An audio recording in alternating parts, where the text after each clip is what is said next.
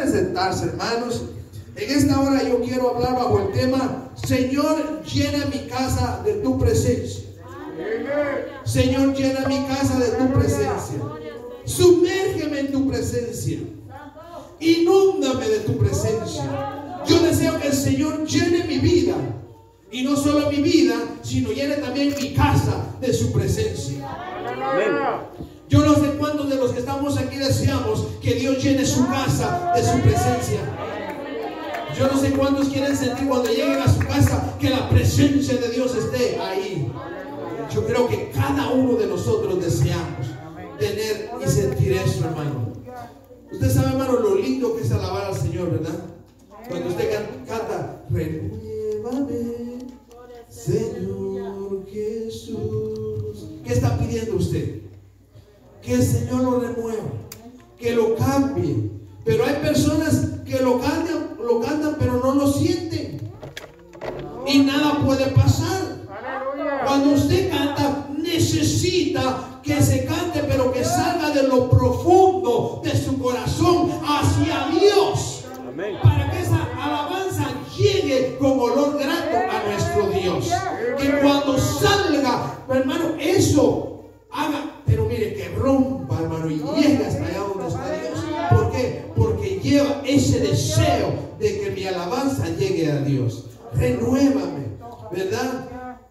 Cada uno de nosotros, cuando alabamos a Dios, lo debemos hacer de lo profundo de nuestro ser. Yo daba un ejemplo esta mañana y lo quiero dar nuevamente. Cuando usted desea agua, si yo quiero tomar agua y lo tomo así, ¿qué va a pasar? No voy a tomar. Tiene tapón. Tengo que quitar el tapón para que esa agua pueda llegar a mi boca y de esa manera saciar mi sed. Sentir, hermano, el agua. O sea, necesito yo quitar el tapón. Usted necesita poner su corazón en las manos de Dios para que el Señor obre y renueva y llene de fuerzas nuevas. Yo no sé, pero yo no sé usted, pero yo necesito de la presencia de Dios. Yo necesito que cada día Dios llene mi vida de su presencia para ver las cosas que vienen, hermanos, fáciles, porque el Señor está en control de todo. O sea, necesitamos, nosotros como hijos de Dios, necesitamos de su presencia, necesitamos de su llenura, necesitamos del Espíritu Santo. Usted no puede solo, hermano. Usted necesita beber de esa agua que permanece para vida eterna. Esa agua que Dios da, hermano. O sea, un ser humano no puede vivir sin la presencia de Dios. Para poder sentir la presencia de Dios necesitamos de Él. Quiero hablar, hermano, en esta tarde, en este pasaje bíblico que leímos. Habla acerca de un mueble que Dios mandó a Moisés a construir. Un mueble que Dios le dio las medidas exactas a Moisés cómo lo hiciera, quién lo iba a hacer y para qué iba a servir y dónde lo iban a poner. O sea, Dios le dio instrucciones específicas a Moisés y le dijo: vas a hacer un mueble cubierto de oro y vas a hacer eso y lo vas a poner en el tabernáculo. El tabernáculo era una tienda grande en la cual cuando el pueblo de Israel andaba en el desierto, Dios le dio el tabernáculo y ellos se dirigían, Dios los dirigía, y cuando Dios decía paren aquí, paraban y ponían la tienda donde estaban todos los utensilios que Dios había mandado a Moisés que hiciera para ofrecer holocausto, para pedir perdón a Dios a través de los holocaustos, a través de las ofrendas. Pero en aquel lugar, hermanos, estaba el atrio, estaba el lugar santo y el lugar santísimo. Pero en el lugar santísimo estaba lo que se llamaba el arca del pacto, el arca de Jehová, ¿verdad? En ese mueble allá se habían guardado, hermano, tres cosas había dentro de ese mueble. Había una vasija que contenía un poco del maná que Dios les había mandado del cielo. Estaba en ese mueble. Y también estaban las 2 tablas, o sea, los 10 mandamientos que Dios le dio a Moisés, también estaban en ese mueble. Y también se encontraba en ese mueble la vara de Aarón que había reverdecido. Eran las 3 cosas que estaban en este mueble. Pero ese mueble manifestaba la presencia de Dios. Manifestaba la presencia de Dios.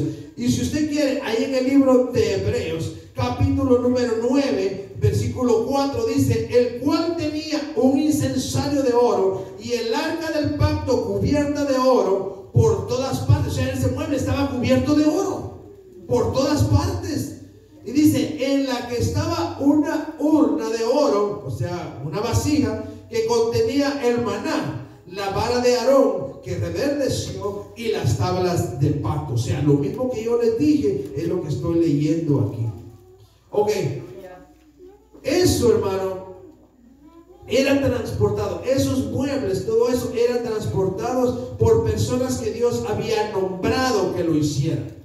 No lo podía hacer cualquier persona para transportarlo. Pero también para transportar aquel mueble, Dios mandó que le pusieran argollas a los lados, una de cada lado, hermanos. O sea, tenían 4, 2 de este lado y 2 de este lado. Y en esas argollas pusieron una vara de acacia que cruzaba, hermanos, para cargar ese mueble. Ese mueble nadie podía tocarlo, porque si alguien lo tocaba, decía adiós, o sea, se moría, ¿verdad? Entonces Dios le dijo: pon esa ahí, y de ahí la van a cargar. No la pueden, aún los que Dios había nombrado que lo hicieran. Entonces usted lo puede encontrar en Números también, y en Primera de Crónicas puede encontrar toda esa información. O sea, esa vara nunca se quitaba, ¿verdad? Nunca se quitaba. Y los levitas, vamos a Éxodo, hermano, vamos a Éxodo capítulo 25. No vaya a cerrar su Biblia. Hoy vamos a estar citando varias partes de la Biblia, y usted va a ver Éxodo capítulo 25, lo que nos dice, hermano. Éxodo 25, 12 dice: fundirás para ella 4 anillos de oro, que pondrás en sus 4 esquinas, 2 anillos a un lado de ella y 2 anillos al otro lado. Harás una vara de madera de acacia, las cuales cubrirán. Todo era cubierto de oro. O sea, era bien especial todo el mueble, lo que Dios había mandado hacer. Y dice: y meterá la vara por los anillos a los lados del arca, para llevar el arca con ellas. Las varas quedarán en los anillos del arca, no se quitarán de ella, y pondrás el arca del testimonio que yo te daré. O sea, todo esto era una ordenanza del Señor para cargar. ¿Qué representaba aquella arca, el mueble? Representaba la presencia de Dios. No era Dios en aquel mueble, era la presencia de Dios que se manifestaba en aquel mueble. Es como cuando decimos: aquí está la presencia de Dios. No es Dios, es la presencia de Dios. A Dios no lo podemos encerrar en 4 paredes, mi amado hermano. Como alguna vez usted le pregunta a alguien: ¿y qué cargas en el pecho? Cargo a mi Diosito, dice, ¿verdad? En alguna cruz. Dios no lo puede cargar uno de esa manera. A mí Dios me carga. Yo no cargo a Dios en alguna cadena o algo. A mí Dios me carga en sus manos. Ese es lo grande de nuestro Dios. Dios es tan poderoso que no lo podemos encerrar en 4 paredes. Y por eso va a ver usted, hermano, lo que pasó con ese mueble. Ahora, ¿qué simbolizaba el arca? Simbolizaba la presencia de Dios. O sea, como por ejemplo, cuando ellos celebraban las reuniones, ahí se manifestaba la presencia de Dios, ¿verdad? Bajaba la chequina de Jehová sobre ese lugar. Era la presencia de Dios misma que bajaba ahí. La Biblia dice, hermanos, que cuando Moisés subió a recibir los 10 mandamientos, subió allá con Dios, estuvo en el monte con Dios. Dice que cuando Moisés bajó, ¿qué traía? A la gloria de Dios, presencia de Dios. Yo quiero de esa gloria, yo quiero de esa presencia, pero no solamente dentro de la iglesia. Yo la quiero en mi casa, yo la quiero en mi trabajo, yo la quiero donde yo vaya. Que la presencia de Dios vaya conmigo, hermano. Que la presencia pero que la vean también los que no reciben a Dios, para que ellos también sientan el deseo de decir que tú tienes, yo quiero de eso que tú tienes, yo deseo lo que tú tienes. ¿Dónde lo encuentro? Buscar la presencia de Dios. Eso es lo más lindo que puede haber, hermano. Esto era lo que simbolizaba. Levíticos capítulo 16 versículo 2 nos dice algo, hermano. Vamos a ir a Levítico capítulo 16 y versículo 2 lo que dice, mire: y Jehová dijo a Moisés: di a Aarón tu hermano que no en todo tiempo entre en el santuario detrás del velo, delante del propiciatorio que está sobre el arca, para que no ¿qué? Para que no muera, porque yo apareceré en la nube sobre el propiciatorio. O sea, cuando Dios se manifestaba no podían estar. La Biblia dice, hermano, que no hay hombre que pueda ver la gloria de Dios o el rostro de Dios o la belleza de Dios y pueda sobrevivir. Imagínese usted qué tan grande es su Dios, qué maravilloso es Dios, que lo que alumbra allá afuera ahorita, hermano, que es el sol, si usted va afuera y usted trata de ver lo que pasa, no se puede ver. Hermano, lo que brilla ese sol no puede. Imagínese cómo será la hermosura de Dios, que fue el que creó el sol. Es algo especial, hermano, algo especial. Pero entonces Dios le dice a Moisés: mira, Moisés, Aarón va a entrar ahí. A ese lugar solo entraba el sumo sacerdote, al lugar santísimo. Solamente entraba, y una vez al año. No entraba en cualquier momento, era una vez al año. Y cuando él lleva el sumo sacerdote, lleva su vestidura especial. Sobre su vestidura llevaba campanitas que tronaban, sonaban. Cuando él entraba a ministrar en aquel lugar, las campanitas sonaban. Cuando las campanitas dejaban de sonar, ¿qué cree usted que había pasado? Se murió. Estaba en pecado, estaba mal delante de Dios. Imagínese que eso ocurriera hoy. Que cuando nosotros vengamos delante de la presencia de Dios en pecado, y que la presencia de Dios nos enseñaría a caminar rectecitos, a decirle al Señor: mira, Señor, ayúdame todo lo que yo veo, que no sea tuyo, perdóname, ayúdame a no verlo, que lo que yo quiera tocar, que no sea de tu agrado, que no lo toque, Señor. Aleluya, gloria a Dios. Porque, hermano, es tremendo. Entonces vemos, hermano, que el sumo sacerdote, cuando aquellas campanitas dejaban de sonar, el sumo sacerdote había entrado y había dejado colgando por un lazo. Porque si él moría, lo tenía amarrado aquí al cinturón. Cuando él moría, si es que él había entrado en pecado, lo que hacían era jalarlo. Nadie podía entrar ahí, lo sacaban. Entonces, eso era la presencia de Dios. ¿Qué había ahí? Solamente el arca del pacto. Era la presencia de Dios mismo. Era algo especial, hermanos, lo que se encontraba en ese lugar. Entonces, ¿había algún poder en el mueble? No había ningún poder. El mueble era como común y corriente. No tenía poder. Era lo que se manifestaba en el mueble que hacía poderoso al Señor. Eso era. Entonces, usted sabe que los israelitas cuando peleaban siempre cargaban el arca del pacto. La llevaban con ellos, porque ahí era la presencia de Dios con ellos, ¿verdad? Pero aún cuando tenían el arca, perdieron batallas. Perdieron una en Jai y tenían el arca. En otra oportunidad, los filisteos pelearon contra ellos y tenían el arca, perdieron y se llevaron el arca. ¿Se recuerda de eso? Dice que tomaron el arca los filisteos y dijeron: ahora ya tenemos al Dios de los israelitas, ahora ¿quién va a poder contra nosotros? Porque le tenían miedo al pueblo de Israel. Decían: él tiene un Dios que los cuide y los protege. Esto era lo que decían. Entonces, cuando vieron el mueble, dijeron: ese es el Dios de los israelitas, se lo vamos a quitar y nos lo vamos a llevar. Hermano, lo agarraron, se lo llevaron. ¿Y saben dónde lo fueron a poner? Al templo del Dios de ellos, donde estaban los dioses de ellos. Y van y lo ponen donde estaba el Dios de ellos. ¿Cómo se llamaba? Dagón.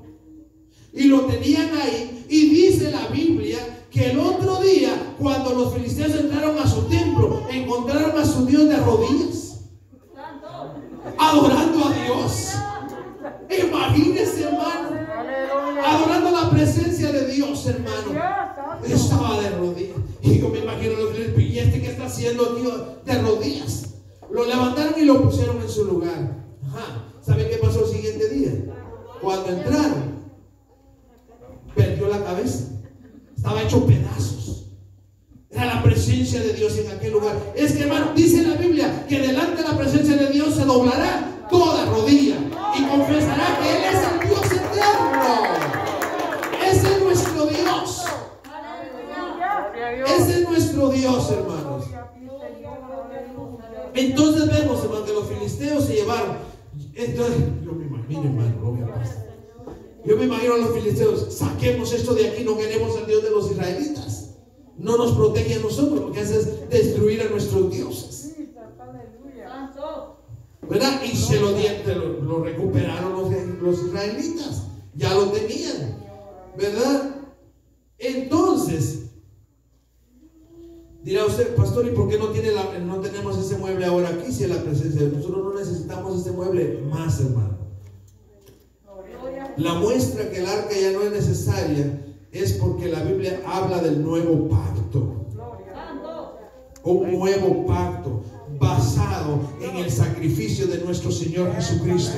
Ahora nosotros tenemos la presencia de Dios a través de nuestro Señor Jesucristo y no necesitamos ningún mueble. Por eso usted no necesita cargar nada, porque Él va con nosotros, Él va en nosotros todo el tiempo. Todo el tiempo Dios va con nosotros. Mire, hermano, Hebreos capítulo 8 versículo 13 dice de la siguiente manera.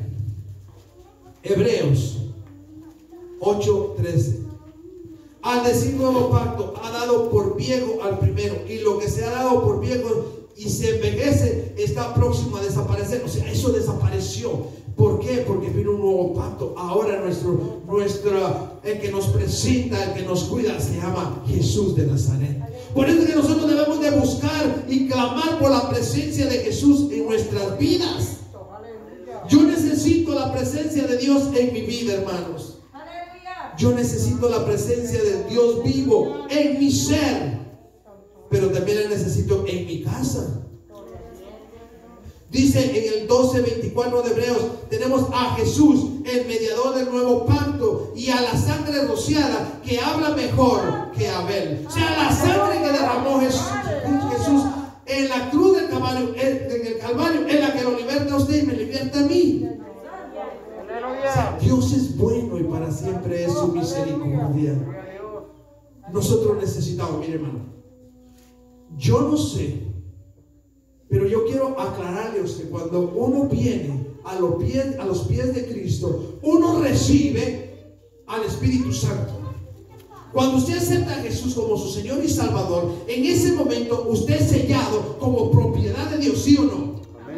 ¿Cuánto es propiedad de Dios? Amén. Entonces, cuando en mi tierra, allá de donde yo vengo, en Guatemala, cuando usted tiene un animalito, ¿verdad? Usted compra un becerro, compra una vaca, un animal, se le pone un fierro, como una estampa, un sello. Y eso, cuando usted va ahí, lo identifica. Ah, ese es de fulano. ¿Cómo lo sabes? Está marcado. Está marcado. Tiene dueño. Entonces, usted sabe que igual lo hace Dios. Cuando nosotros venimos a los pies de Cristo, Él nos sella. Y cuando viene el enemigo, dice: oh, eso es propiedad de Dios, no lo puedo tocar. Pero le voy a declarar la guerra. Eso es lo que dice el enemigo. Y por eso es que su mente es un campo de batalla donde siempre el enemigo está tirando dardos para que usted dude del poder de Dios, para que usted dude que Dios anda con usted. Eso es lo que el enemigo hace. Pero en ningún momento el enemigo puede apoderarse de usted, porque usted le pertenece a Dios. Ahora, si es que usted ha dejado de veras que Dios entre en su corazón. Porque hay personas por ahí que dicen tenerlo pero no lo tienen, y ese es un peligro. Entonces necesitamos estar seguros que que nosotros somos propiedad de Dios. Que somos propiedad de Dios. O sea, cuando Dios nos libertó de la esclavitud, ahora no puede venir el enemigo y meterse en nosotros, porque Dios está cuidándonos, Dios está protegiéndonos. Usted debe de estar seguro que a usted Dios lo compró y que Dios lo selló y que usted es propiedad de Dios y que nada le puede hacer daño. Va a tener lucha, va a tener guerra, pero es Dios el que va a pelear por usted. ¿Cuántos lo creen? Amén. Pues vívalo, hermano. Testifíquelo. Cuando la adoración, hay adoración que no llega al trono de Dios. Hay adoración que no llega al trono de Dios. Le dirá, pastor, ¿y cómo es eso? Y cuando nosotros ofrecemos oraciones, alabanzas a Dios, y nosotros estamos en pecado, ¿usted cree que esa alabanza va a llegar a Dios? No puede llegar a Dios, hermano. Esa alabanza no llega a Dios, porque si yo estoy viviendo en pecado, ¿cómo va a agradar a Dios mi ofrenda, mi alabanza? O cuando yo hago las cosas a mi manera. Yo alabo a Dios, pero yo estoy haciendo las cosas a mi manera, a mi antojo. ¿Usted cree que le va a agradar eso a Dios? No, no le va a agradar a Dios. Y comprueba, hermano, miren, ahí donde leímos. Regresemos ahora a 2 de Samuel, en el capítulo 6 donde estábamos, y vamos a ver algo. Dice en el versículo 1 del capítulo 6, David volvió a reunir a todos los escogidos de Israel, 30,000. Y se levantó David y partió de Baala de Judá con todo el pueblo que tenía consigo para hacer pasar de ahí el arca de Dios, sobre la cual era invocado el nombre de Jehová de los ejércitos, que mora entre los querubines. Pusieron el arca de Dios sobre un carro nuevo y la llevaron de la casa de Abinadab, que estaba en el collado, y Usa y Ahío, hijos de Abinadab, guiaban el carro nuevo. Cuando lo llevaban de la casa de Abinadab, que estaba en el collado con el arca de Dios, Ahío iba delante del arca. Y David y toda la casa de Israel danzaban delante de Jehová con toda clase de instrumentos de madera, de haya, con arpas, salterios, panderas, flautas y címbalo. Todo lo que ellos tenían lo estaban usando para adorar a Dios. Eso es lo que estamos leyendo. Dice, cuando llegaron a la era de Nacón, Usa extendió su mano al arca de Dios y la sostuvo, porque los bueyes tropezaban. Y el furor de Jehová se encendió contra Usa y lo hirió ahí Dios por aquella temeridad, y cayó ahí muerto junto al arca de Dios. Entonces usted dirá, hermano, pero ¿qué pasó? Si no estaban adorando a Dios. Por supuesto que estaban adorando a Dios. David dice que estaba danzando, estaban tocando todos los instrumentos, pero la alabanza, que esa alabanza no llegó a Dios. ¿Por qué? Porque hubo desobediencia. Hubo desobediencia. O sea, ¿qué era lo que Dios había dicho al pueblo de Israel? ¿Qué era lo que Dios le había dicho al pueblo de Israel? Dios le había dado órdenes específicas cómo había que transportar el arca del pacto, cómo lo debían de movilizar. Usted sabe, hermano, que hay personas que a veces quieren ayudar a Dios. Dios no necesita ayuda. Si Dios le ha prometido a usted que Dios va a obrar, Dios lo va a hacer. Pero ¿sabe qué pasa? A veces nosotros le ayudamos a Dios y lo que hacemos es alargar el proceso, porque Dios no necesita ayuda. Y muestra de eso hay muchos en la Biblia. Hay muchos en casos de esos en la que el ser humano ha querido ayudar a Dios y Dios no necesita ayuda. Dios tiene control, Él es soberano, Él sabe todo cómo lo hace. Ahora, hay cosas que nosotros, Dios nos manda a hacer, y ahí sí muchas veces decimos, ay no, hermano, es que eso no lo puedo hacer, y Dios ordenándonos que lo hagamos. Sí, porque allá en Marcos 16, versículo 15 y el 16 dice, y dijo Jesús, ir por todo el mundo y predicar el evangelio. ¿A quién? A todas las personas. Esa es una ordenanza, ese es un mandato, y estamos cumpliendo de eso. Muchos no lo hacemos. Y ese es un mandato que Dios está establecido. ¿Para quién? Para todos. Esto es lo que nosotros podemos hacer. O sea, hay cosas que a nosotros Dios no nos ha ordenado que lo hagamos, por lo tanto no lo hagamos. Hay cosas que Dios dice: espérate a su tiempo, yo te voy a mostrar. No te metas, no te adelantes, no lo hagas, no es tiempo. Haz lo que yo te he dicho que hagas, pero no hagas lo que yo no te he dado orden de hacer. Y por eso que muchas veces nos metemos al problema, porque a veces hacemos cosas que a nosotros no nos corresponden. Y entonces hay un fracaso. No, hermanos, si Dios no le ha dado la luz verde de hacerlo, no lo hagas. Si Dios no le ha dicho que se mueva, no se mueva. Quédese quieto, quietos, tranquilos, esperad. Dios va a obrar, hermano. Entonces hay veces nosotros, miren, hay veces que nosotros pasamos problemas porque nosotros no los buscamos. Sí, uno como padre, hermano, cuando tiene sus hijos, bueno, y nuestros papás también lo hicieron, ¿verdad? Cuando uno empieza a enamorar a una muchacha, los papás siempre dicen: no te conviene, no vayas, no hagas eso, te va a ir mal. Y los muchachos, ¿qué hacen? Ay, no, papi, es que eso papi, ese muchacho es mi príncipe azul. Y la muchacha: no, papi, el muchacho: no, papi, esa muchacha es la que Dios me mandó. Y a veces no se la ha mandado. Y por eso hay muchas veces fracasos. Gloria a Dios que ya Dios nos mostró a nosotros cómo nosotros debemos de ir caminando y cómo debemos de hacer las cosas. La misericordia de Dios ha sido grande. Siempre Dios ha tenido un plan para nuestras vidas. Pero a veces nosotros mismos nos buscamos problemas. Y ahí le digo: Señor, mira lo que permitiste. No, no fue Dios. Fueron mis decisiones que me hicieron ahora pasar estos problemas que estoy pasando. Hay personas que a veces desean comprar un carro nuevo. Señor, yo quiero ese carro nuevo. ¿Pero lo puede comprar? ¿Lo va a poder pagar? No, es que yo lo quiero. Pero si no lo puede pagar, ¿para qué le va a meter a ese carro? No, es que yo lo quiero. Ok, está bien, cómprelo. Y después, ¿qué pasa? Se ve en aprietos, no puede pagar porque tiene que trabajar más. Entonces vienen un montón de problemas. ¿Y a quién le reclama el ser humano? Ay, Señor, mira lo que me diste, no me sirvió. No fue a tiempo de Dios. Todo a tiempo de Dios. Si esperamos que Dios nos señale, que nos dirija, nosotros siempre vamos a recibir la bendición de parte de Dios.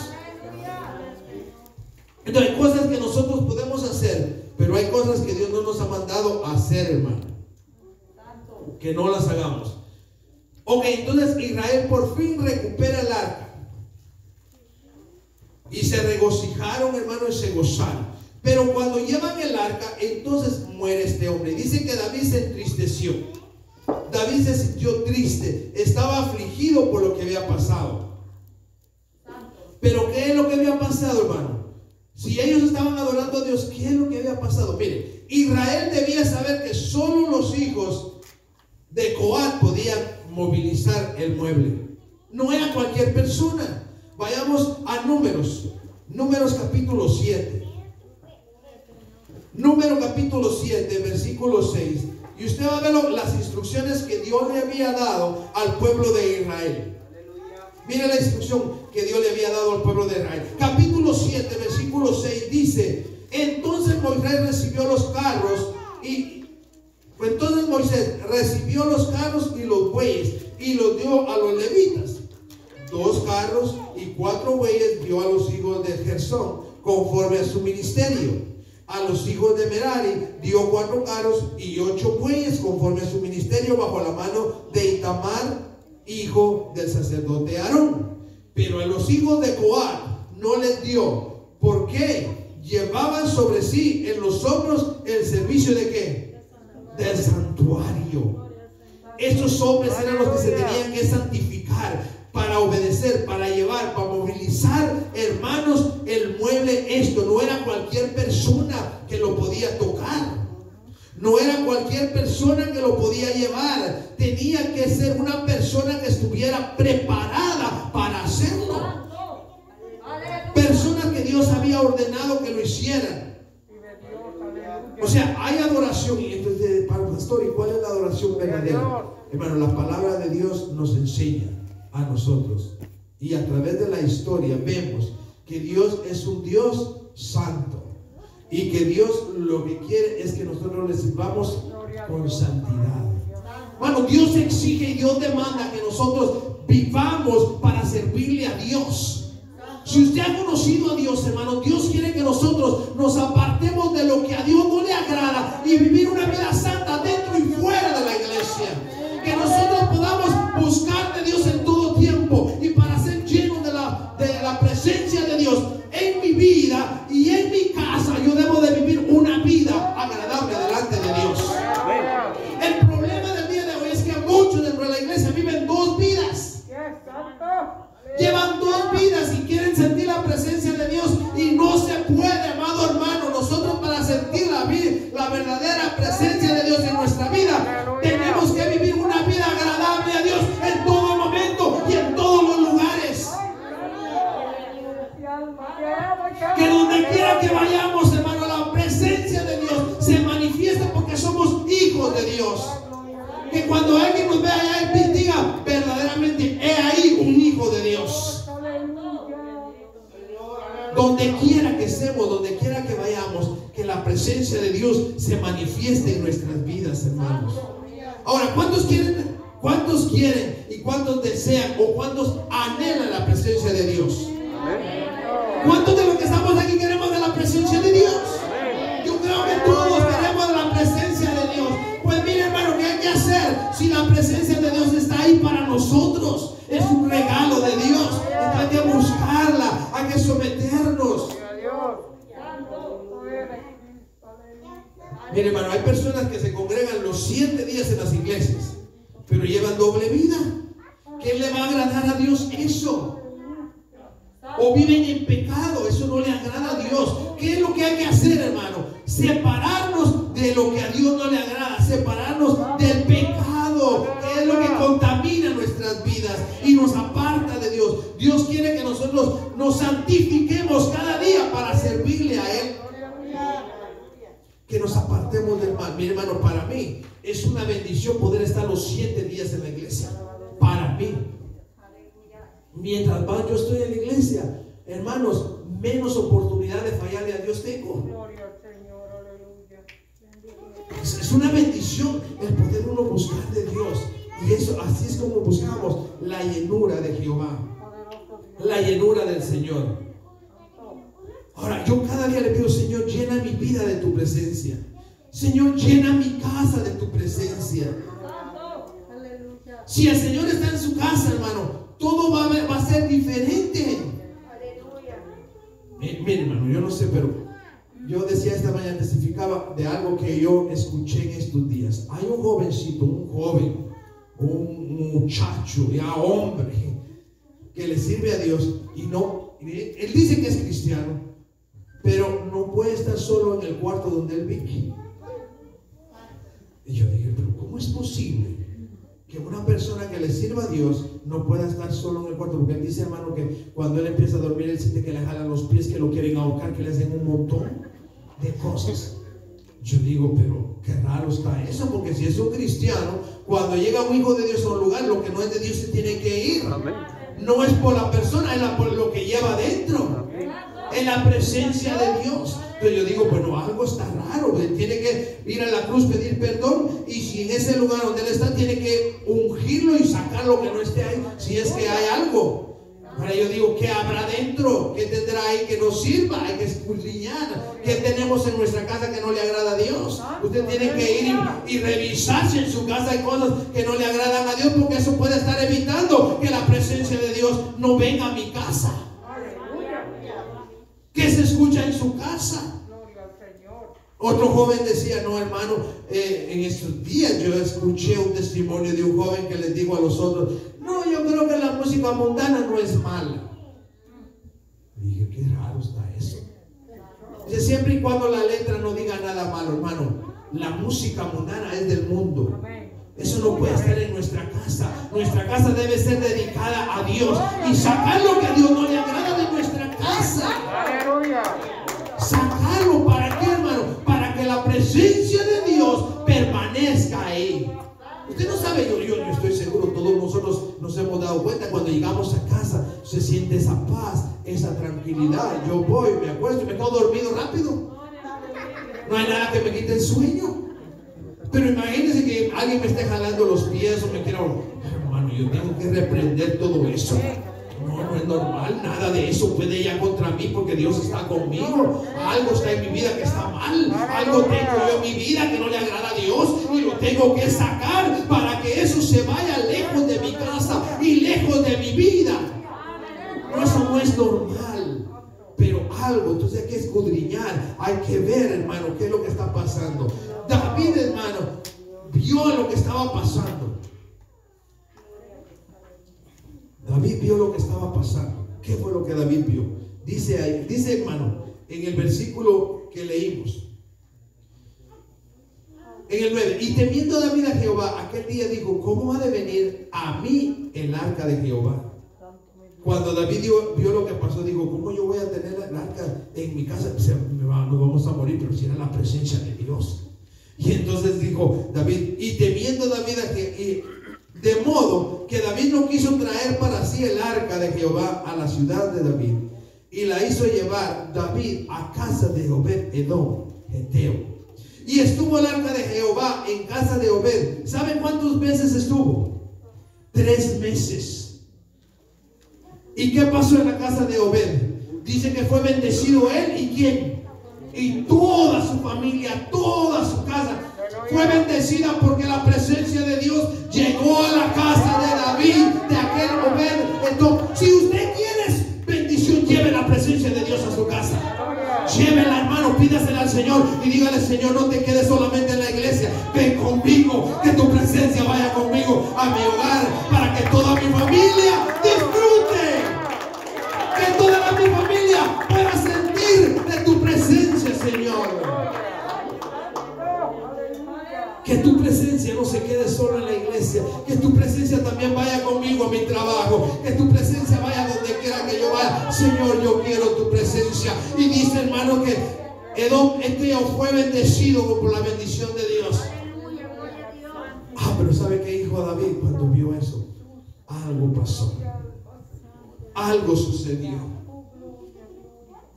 algo pasó. Entonces dice, fue avisado David cómo Jehová había bendecido a este hombre. Entonces David hizo llevar el arca del pacto a su ciudad. La hizo llevar. Pero ¿sabe cómo la hizo llevar ahora? Varios puntos que yo quiero tocar. Primeramente, reverencia. Lo hizo con reverencia. Lo hizo con santidad. Entonces, para servir a Dios hay que tener reverencia. Para servirle a Dios y tener la presencia de Dios, tenemos que tener reverencia, tenemos que tener santidad, tenemos que tener temor, tenemos que tener sinceridad y también tiene que haber obediencia. Ahora escudriñemos con cuántas de esas cosas están dentro de nosotros, cuántas hacen parte de nuestra vida. Reverencia, santidad, temor, obediencia. ¿Obediencia a quién? ¿Al pastor? No, obediencia a la palabra de Dios. Y por supuesto a obediencia a su pastor. Pero mire, hermano, dice obediencia. Y la última, que es tan importante como esta, es una estrecha comunión con Dios. Una estrecha comunión con Dios. Para usted poder tener y disfrutar de la presencia de Dios, usted debe tener esa comunión, esa comunicación estrecha con Dios. Imagínese que yo quiera la presencia de Dios. Vine hoy domingo, recibí del Señor la bendición, me fui a mi casa y no me acuerdo de él hasta dentro de 8 días. ¿Cómo va a ser lleno mi vida y mi casa de la presencia de Dios si yo no busco de Dios? Hay que buscar, hay que someternos. Entonces estos puntos son esenciales, hermanos, para que la presencia de Dios esté en nuestra vida. Reverencia, santidad, temor, sinceridad, obediencia y una estrecha comunicación con el Dios Todopoderoso.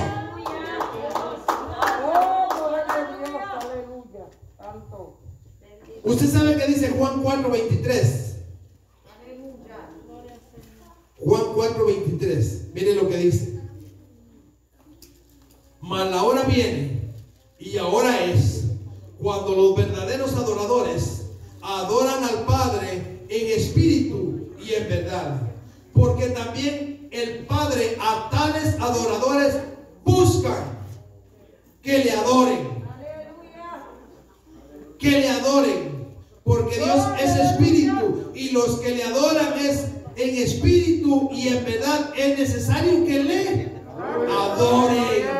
Para nosotros recibir y tener la presencia de Dios, debemos de adorar a Dios. ¿Cómo lo debemos de adorar? Como Él lo manda, hermano, con reverencia, con temor, con sometimiento, hermano, y con una estrecha búsqueda de la presencia de Dios. Ahora yo le pregunto, ¿cómo está usted? ¿Cómo está su relación con Dios? ¿Cómo está la presencia de Dios en su vida? ¡Aleluya! No me conteste, usted hágase el autoexamen y analice. Señor, esta área yo estoy fallando. Todavía estoy escuchando música mundana, Señor. Te estoy fallando yo.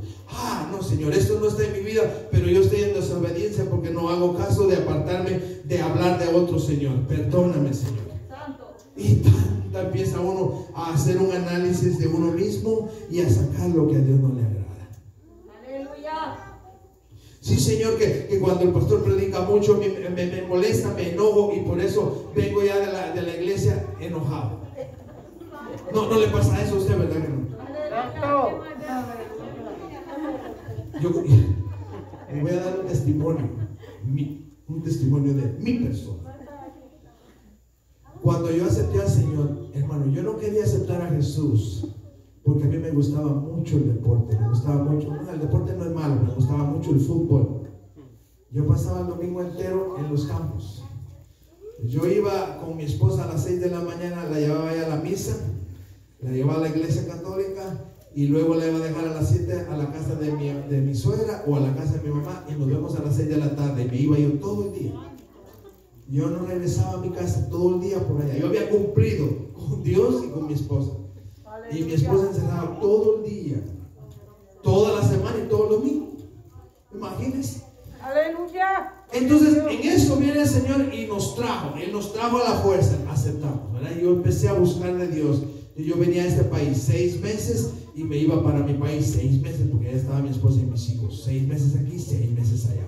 Venía aquí, hermanos, a trabajar, y cuando me iba allá, pues a buscar allá, gastar el dinero que me venían a ganar aquí. Pero en ese entonces el Señor nos trae y nos saca de donde estaba y nos puso en la iglesia. Empecé yo, hermano, a buscar al Señor. Entonces yo venía aquí, le servía al Señor aquí, y me iba para allá, también le servía. Pero en esos primeros años fue difícil para mí. No fue fácil. Yo tenía que arrancar de mi vida algo que por muchos años yo lo veía y no lo quería dejar, ¿verdad? Y llegaba allá, hermanos, y cuando yo iba a la iglesia, yo nunca faltaba a la iglesia. Martes estudio, jueves allá había oración, sábado había servicio general, y domingo escuela dominical a las 10 de la mañana y servicio general a las 6 de la tarde. Yo estaba siempre presente en todos los servicios. Vigilia cada 15 días. Cada 15. Pues, hermanos, cuando yo iba a la escuela dominical, había veces, hermanos, que el pastor estaba, yo no faltaba, y había veces que yo me comprometía, estaba jugando un campeonato y a esa hora estaban jugando. Yo sentado ahí. ¿Qué creen ustedes que yo estaba haciendo, hermano? ¿Adorando a Dios, recibiendo a Dios? No, hermano Manuel, no. Mi mente estaba allá. Yo estaba ahí, pero mi mente estaba afuera. Y yo decía, ¿por qué no termina de hablar? Y era cuando más hablaba el pastor. Y yo peleando entre mí. Imagínense, hermano, qué clase de adoración yo le estaba dando a Dios. Peleando con Dios, y cuando más el pastor más hablaba. Decía Dios mío, perdía el partido. Había veces que el partido era a la 1 de la tarde y empezábamos a las 10 de la escuela dominical, y yo decía, bueno, a las 12 ya estoy listo, me voy. 12:30, y yo veía, Dios mío, pero si ya se terminó. Mi esposa me miraba, yo inquieto, hermano. Yo no sé qué clase de boca ponía, yo me ponía rojo, me ponía enojado, hermano. Pues un día, yo solo terminaba, yo salía de ahí, me iba corriendo, y en la tarde iba a la iglesia, nuevamente, bien cansado. un día de esos me tocó, yo trabajaba en Guatemala, tenía que agarrar el bus de mi casa y solo había 3 buses. El último pasaba a las 5 de la mañana. Y un día yo despierto a las 4:30, fue un día viernes. Despierto a las 4:30 de la mañana y mi esposa ya había preparado todo, pero yo me quedé dormido. Hermano, y cuando me levanto corriendo y me preparé y salí, cuando yo salí a la calle, cuando yo salgo a la calle, pasa el bus. Donde nosotros vivíamos, viene una pendiente así, luego hay un plan y después hay una subida, hermano. Ay, no, yo la alcanzo. Pero cuando va uno hacia mano izquierda, estaba en la casa de uno de mis tíos, ¿verdad? Eran las 5 de la mañana, era tiempo de entrar cosecha, allá se cosecha el maíz y el frijol, y mi tío por supuesto estaba ahí trabajando ya a las 5 de la mañana. Entonces cuando yo veo pasar el bus, hermano, yo salgo corriendo detrás del bus. Y cuando iba corriendo me dice, te dejó el bus, ¿verdad? Me dice mi tío riendo. Sí, tío, nos veo. Cuando yo le digo a mi tío así, hermano, en ese entonces, hermano, la carretera de ahí había un poquito de polvo y un montón de piedras en todo el camino. Era de terracería, hermano. Cuando él me dice así, yo toco en una piedra, la comida, lo que llevaba yo por almorzar quedó por allá. Hermano, cuando yo me veo, hermanos, yo me levanto y me veo mis rodillas, mi pantalón estaba roto y las rodillas, ya se imagina usted cómo estaba. Cuando yo me dije, Señor, y el domingo la final. Yo no le dije, Señor, gracias que me cuidaste. Pensé en lo que tenía que hacer el día domingo. Cuando me regreso, mi tío se reía, hermano. Yo me fui para mi casa pensando, ¿qué voy a hacer? Y llegué a mi casa, mi esposa, hermano, empieza a limpiarme, me puso un crema, todo, un montón de cosas. En la noche había vigilia, era un viernes. Las vigilias se daban de 8 de la noche a 6 de la mañana. Y yo dije, bueno, vamos a la vigilia. Y fui. Cuando yo llegué a la vigilia, hermano, yo me fui al altar, me derramé todo. Señor, haz un milagro, sáname estas rodillas. Pero no era para estar en la iglesia. Yo clamaba a Dios que Dios me sanara, hermanos, para yo poder jugar fútbol el domingo. Hermanos, y el día sábado, cuando fuimos a la casa, yo descansé. Cuando yo vi por la tarde, yo vi mis rodillas. Señor, tú hiciste un milagro. Pues yo le dije a mi esposa, vamos al servicio. Y nos fuimos al servicio en la noche, ¿verdad? Y todo preparado para ir a jugar el domingo. El domingo, hermanos, no había escuela dominical. Y esos días yo me lo gozaba porque como íbamos todo el día. Entonces, aún en la iglesia, ya en la iglesia. Entonces, hermanos, cuando yo fui a jugar ese domingo, cuando yo llego a la casa en la tarde, yo veo las rodillas y yo veo algo no normal. Yo veo mis rodillas hinchadas, hermanos, y empezaba a salir sangre. Y yo dije, Señor, pero si tú me habías sanado mis rodillas. Hermano, yo pasé días, pasé semanas con mis rodillas, que yo, gracias a Dios, no perdí mis piernas, hermano. Me salía cosas por los lados. Eso estaba, hermano. Y yo, ¿sabe qué? Dios, ¿qué me enseñó mi Dios? Que había hecho una obra, pero por no darle someterme y darle adoración como Él se merecía, Dios le permitió pasar por todo eso. Desde entonces, yo dejé de jugar fútbol. No que el fútbol no es malo, pero si usted ocupa ese deporte para jugar con alguien que no tiene temor de Dios, van a ver cosas y hacer cosas y decir cosas que a Dios no le agrada. No conviene eso, hermano. No le agrada a Dios. Entonces, no es que sea malo hacerlo, no. A mí me gusta jugar y de repente yo me pongo a jugar con mis hijos o con los muchachos en la iglesia. A veces, cuando yo pertenecía a la otra iglesia, nos íbamos entre semana a jugar, pero dedicábamos el tiempo para reír, gozar, distraernos. Antes de empezar a jugar, ¿saben qué hacíamos? Nos reuníamos y orábamos. Y si alguien se golpeaba, teníamos cuidado de no golpear, pero si alguien se golpeaba, nos reíamos, nos ayudábamos. Cuando usted juega allá afuera en el mundo, no es así. Entonces, yo le estaba dando una adoración a Dios que no era agradable a Dios. Y estaba en la iglesia. Pero esa adoración no le agradaba a Dios porque mi mente no estaba dentro del templo para adorar verdaderamente a Dios de corazón. Mi mente estaba afuera, estaba llevando 2 vidas. Y ahí descubrí yo que uno no puede servirle a Dios y servirle al mundo. O le sirve a Dios o le sirve al mundo, pero no a las 2 cosas. Dios me enseñó, hermano. Dios había hecho una sanidad y me mostró su amor, pero también me mostró: ahora me deben de adorar en espíritu y en verdad. Desde entonces mi adoración cambió a Dios. Desde entonces, cuando yo iba a la escuela dominical, decía: pastor, siga ahora. Y entonces terminaba buena hora. Usted no sabe, hermano Sufrón, sabe eso, que a veces el Señor le pone en el corazón. Hay personas que dicen: ¿por qué no termina si tengo que ir a ver esto? Tengo que ir a hacer aquello. Y el Señor como que le da más palabra a uno para ir, para seguir hablando. O sea, es Dios conociendo nuestra mente y nuestro corazón, hermano. Dios es grande y por eso es que nosotros tenemos que adorar a Dios en espíritu y en verdad. Si usted está delante de la presencia de Dios, olvídese de lo demás, aproveche el tiempo y déselo al Rey de Reyes, Señor de Señores. Dele la honra que merece, toda la honra y toda la gloria. Y todo vendrá, dice la Biblia, todo vendrá por añadidura. O sea, ¿usted cree que no he pasado jalones de oreja? Ay, hermano, más después les cuento otros. Cuando uno es desobediente, Dios le jala las orejas a uno. O sea, uno va aprendiendo, hermano. Uno va aprendiendo cada día a buscar y a someterse de Dios. Entonces vemos que David, donde vio que Obed-Edom estaba siendo bendecido, dijo: no, yo ahora voy a traer, pero ahora vamos a hacerlo todo como Dios lo ha ordenado para nosotros ser bendecidos. Si usted quiere ser bendecido, busque de Dios, pero como Dios lo ha ordenado, hermano.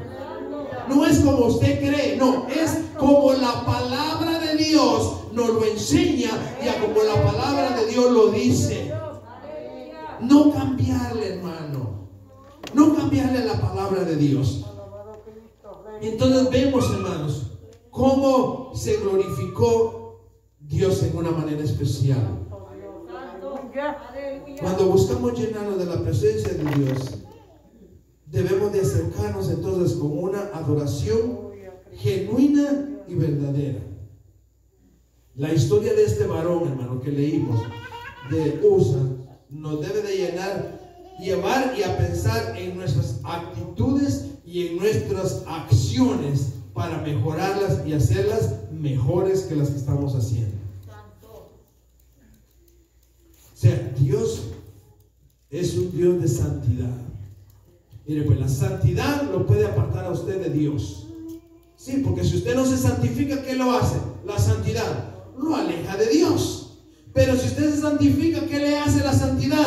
Se acerca más a Dios. Entonces nosotros decidimos qué es lo que queremos: santificarnos para acercarnos a Dios, o alejarnos de la santificación para alejarnos de Dios. Eso lo tiene usted en sus manos. Eso nadie se lo va a obligar a hacerlo. Eso nace del corazón y del deseo que usted tenga de recibir la bendición de Dios.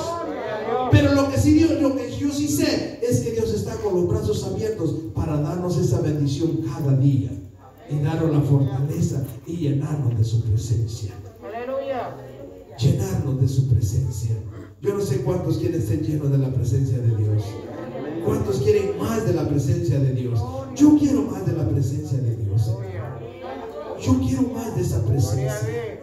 Yo quiero ser lleno del poder de Dios. Experimentar cada día la grandeza de mi Dios, hermano.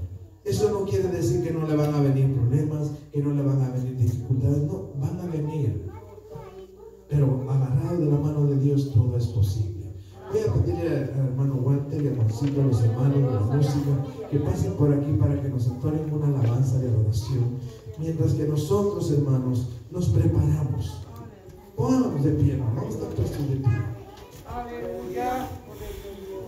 Recuerde los puntos muy importantes que debemos de hacer nosotros para no fallarle a Dios, para recibir la bendición de Dios, hermanos. Debemos de estar delante de su presencia con reverencia. Tenemos que estar delante de Dios en santidad. Tenemos que buscar de Dios con temor. Tenemos que buscar de Dios con sinceridad. Tenemos que buscar de Dios con obediencia. Y tenemos que buscar esa relación con Dios. Yo no sé si en su vida hace falta algún ingrediente de estos, pero lo que sí yo le quiero decir es que Dios está ahí buscando llenarnos de su presencia. Dios siempre quiere darnos a cada uno, hermanos, a cada uno de nosotros. Su misericordia es grande. ¿Y sabe qué, hermano? La Biblia, hay un texto bíblico en la Biblia que a mí me gusta mucho, que dice: venid a mí todos los que estén cansados y cargados, que yo los haré descansar. A veces las pruebas, las dificultades nos agobian, y eso a veces nos va apartando de buscar en la presencia de Dios. A veces las enfermedades, hermanos, vienen y tocan a nuestras vidas, a nuestros cuerpos, y eso pues nos tienden a que desmayemos y nos debilita para estar buscando de Dios. Yo quiero decirle en esta hora, hermano, que nada de eso puede evitar que usted sea lleno del Espíritu de Dios, de la presencia de Dios. Que lo que esté pasando sea una grada para usted recibir la bendición de Dios. Pero ¿qué es lo que yo tengo que hacer? Tomar la iniciativa. Culmino con esto. Si yo quiero tomar agua, tengo que abrir esta botella para poder recibir esa agua. Si usted quiere recibir de Dios, usted tiene que reconocer que en su corazón usted necesita de Dios, que necesita la presencia de Dios. Pero ¿quién toma esa iniciativa? Usted que reconoce, que toma la iniciativa. En esta hora, yo no sé cuántos quieren recibir más de Dios, pero la presencia de Dios está aquí para recibir, para que se haga manifiesta en nuestras vidas. Ahí donde usted está, usted cierra sus ojos y usted puede clamar a Dios. Clama a mí, dice el Señor, y yo te responderé y te mostraré cosas grandes y ocultas que tú no conoces. Ahí donde usted está, usted puede sentir la presencia de Dios. Si en su hogar hay problemas, si en su hogar hay dificultades, pídale al Señor: Señor, lléname de tu presencia, pero que tu presencia también llegue a mi hogar para solucionar los problemas que se estén presentando, o aquellos que se quieran presentar.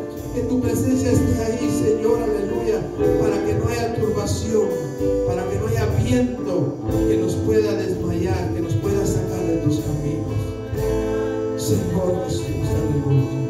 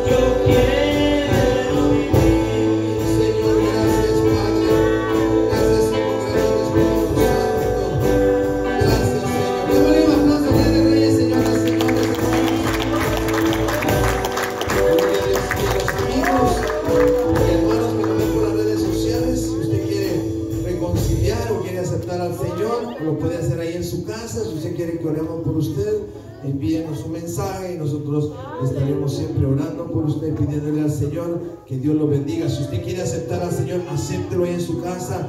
Reconozca a Jesús como su Señor y Salvador.